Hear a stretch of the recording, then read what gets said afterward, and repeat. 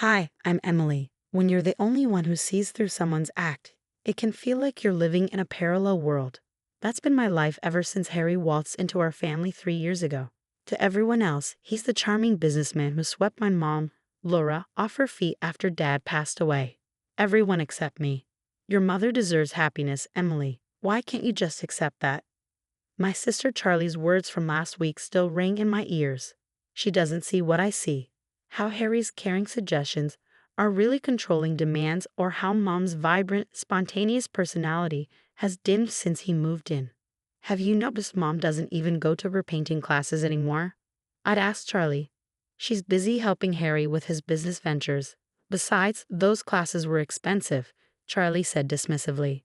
His so-called business ventures that always seem to need Mom's savings to get off the ground. I've tried pointing out the red flags to Charlie, but Harry has her completely under his spell, especially since he offered to pay for her dream wedding to Brandon. Brandon, at least, is one of the few people who sees through Harry. Last month at dinner, he pulled me aside. I saw how Harry spoke to your mom when she wanted to visit you in Chicago. Something's not right. I was starting to lose hope until Jennifer, Mom's oldest friend, cornered me at the supermarket. Your instincts about Harry aren't wrong, she said, glancing around as if she were about to share classified information. I've heard things from people who knew him before. That's when the pieces began falling into place. The secretive phone calls in the garage, the way he tenses up when anyone mentions his past, and the locked drawer in his office he thinks no one knows about. We need to talk, Jennifer whispered. Privately, there's so much your mother doesn't know. Before we could meet, Charlie dropped a bombshell. Brandon proposed. We're having an engagement party next month, she announced, glowing with excitement. Harry immediately took charge. I'll handle everything. It needs to be perfect for my little girl. Little girl? Charlie isn't even his daughter. But there he was, playing Father of the Year. You'll help with the planning, right, Emily? Charlie asked, beaming. Of course, I said, forcing a smile.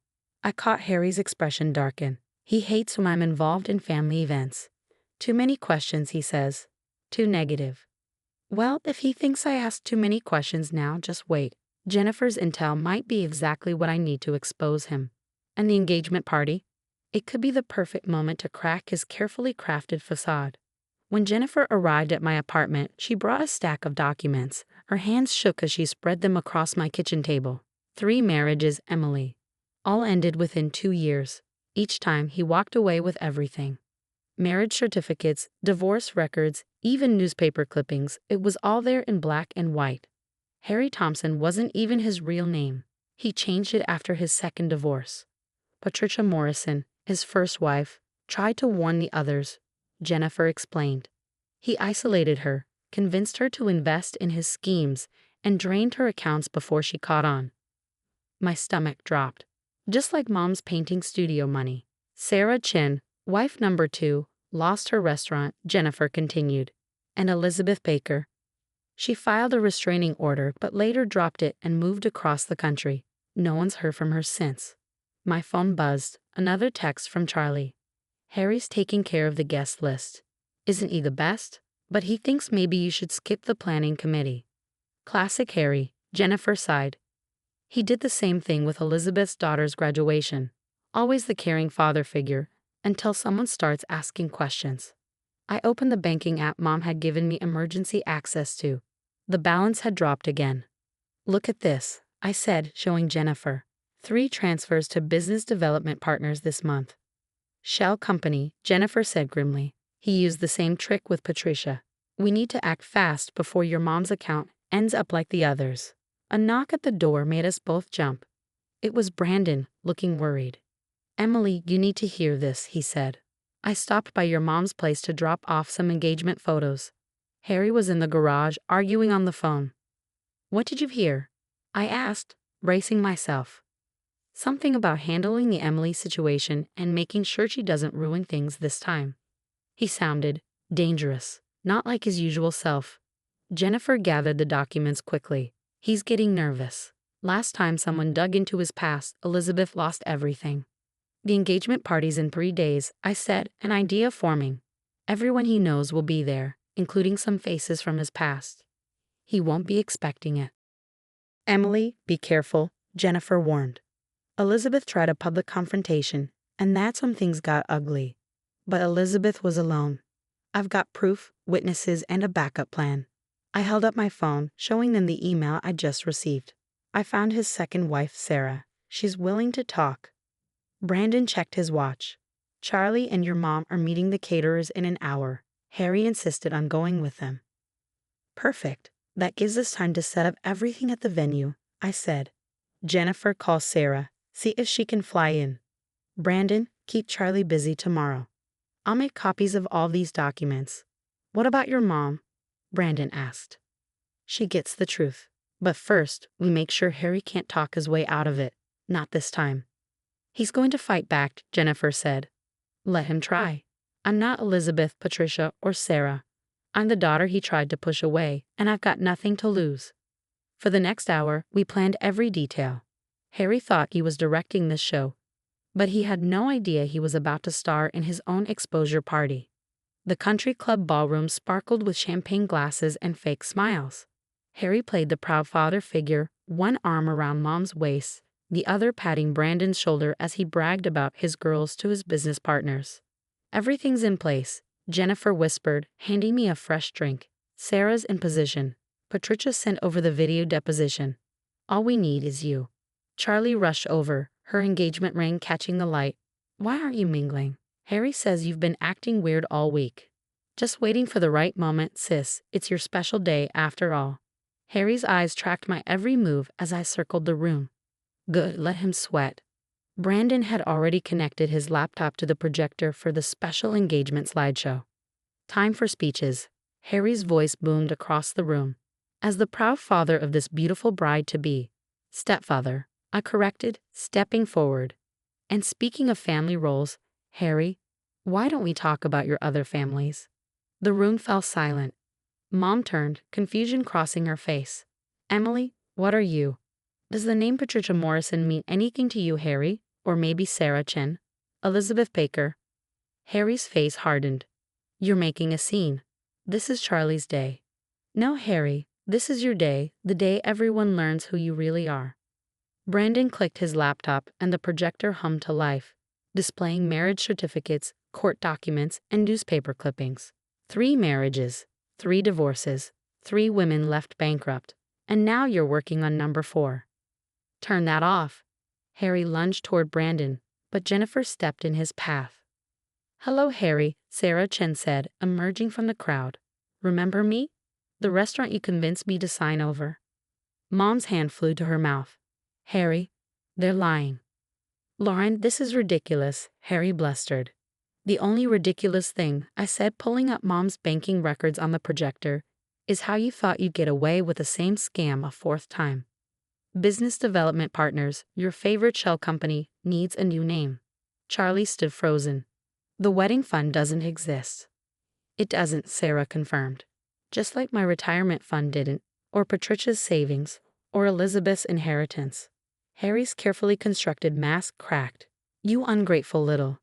He lunged at me, hands outstretched. Brandon intercepted him, grabbing his arms, while 2 of Harry's business partners stepped in to help. Amid the chaos, Jennifer slipped a USB drive to the police officer waiting by the door, the same officer who had handled Elizabeth's restraining order. Get your hands off me. Laura, tell them. But Mom stood tall, her artist's eyes finally seeing the full picture. No, Harry, you tell me. Tell me why our joint account is empty. Tell me where my studio money went. I was protecting our future. Everything I did was for this family. Which family? Sarah asked. The one in Oregon? Texas? Or Elizabeth's family?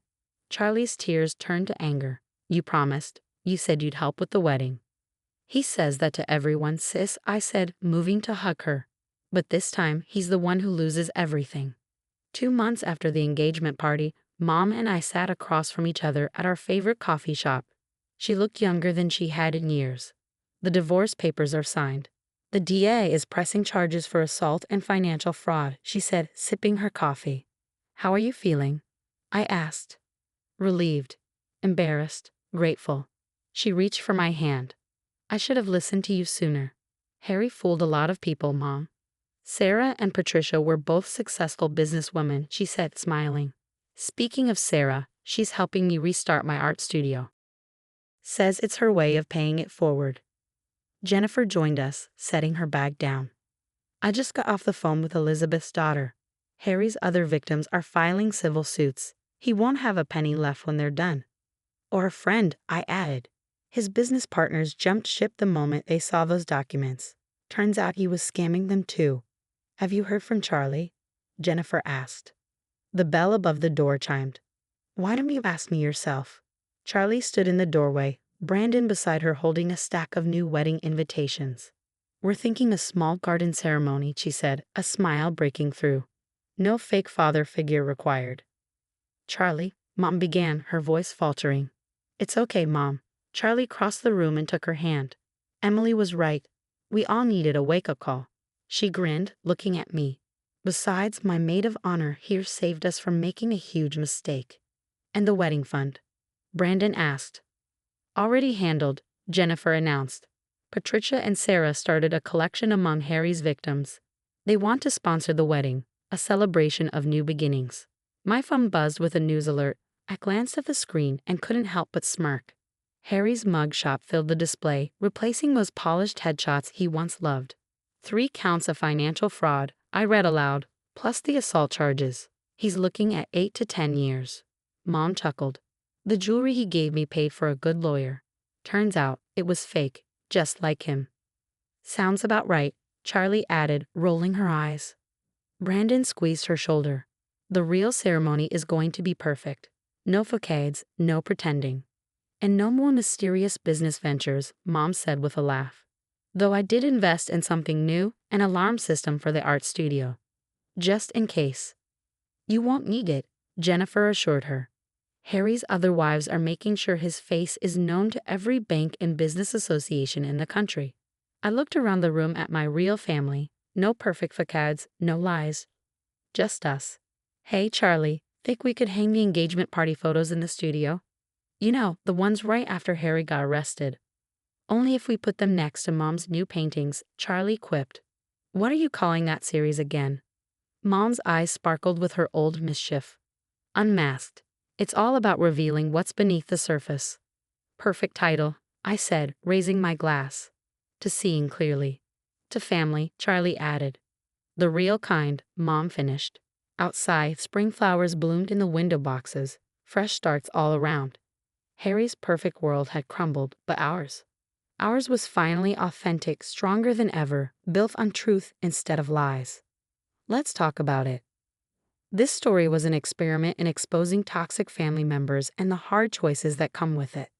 If you discovered someone close to you, like a step-parent, had a hidden, damaging past, would you reveal their secrets for the sake of justice, even if it risked family relationships? Is public exposure ever justified if it prevents others from becoming victims? Or does family loyalty mean handling such matters quietly behind closed doors? Many of you might be grappling with similar dilemmas. Share your thoughts in the comments.